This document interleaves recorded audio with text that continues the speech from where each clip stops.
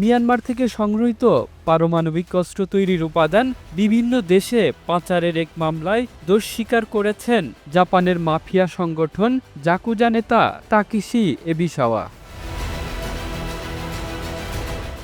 যুক্তরাষ্ট্রের একটি আদালতে শুনানিকালে বুধবার ৮ জানুয়ারি দোষ স্বীকার করেন তিনি। মার্কিন বিচার বিভাগীয় বিষয়টি নিশ্চিত করেছেন। খবর প্রকাশ হয় রয়টার্সে।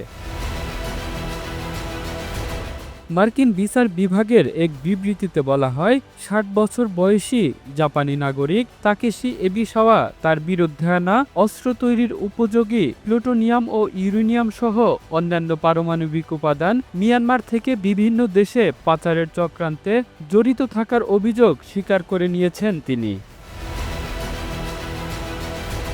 বিবৃতিতে বলা হয়, পারমাণবিক উপাদান পাচার ছাড়াও আন্তর্জাতিকভাবে অস্ত্র ও মাদক পাচারে যুক্ত থাকার অভিযোগও স্বীকার করে নিয়েছেন জাকুজা নেতা তাকেশি এবিসাওয়া এবং আরেক আসামি সম্ভব সিংহাশিরির বিরুদ্ধে এর আগে ২০২২ সালের এপ্রিলে মাদক পাচার এবং অবৈধভাবে আগ্নেয় অস্ত্র ক্রয় বিক্রয়ের অভিযোগ আনা হয়েছিল। এরপর ২০২৪ সালের ফেব্রুয়ারিতে তাকে মিয়ানমার থেকে ইরানে অস্ত্র তৈরির উপযোগী পারমাণবিক উপকরণ, মারাত্মক মাদক পাচারের চক্রান্ত এবং একটি অস্ত্র বিদ্রোহী গোষ্ঠীর পক্ষে সামরিক অস্ত্র কেনার অভিযোগে অভিযুক্ত করা হয়।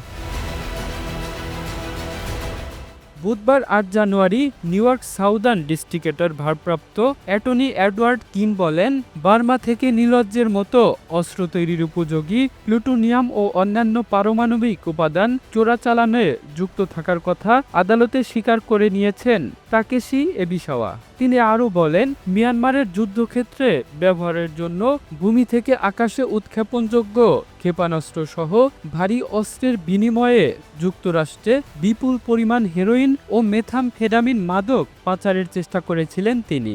এছাড়া মাদক ব্যবসায় অর্জিত অর্থ নিউ ইয়র্ক থেকে টোকিওতে পাচার করেছেন এবিসাওয়া। ২০২০ সালের দিকে এবিসাওয়া একজন ছদ্মবেশী গোয়েন্দা কর্মকর্তার কাছে বলেছেন যে তার কাছে প্রচুর পরিমাণে পারমাণবিক পদার্থ আছে যা তিনি বিক্রি করতে চান, এবং তিনি উপকরণের ছবিও সরবরাহ করেছিলেন।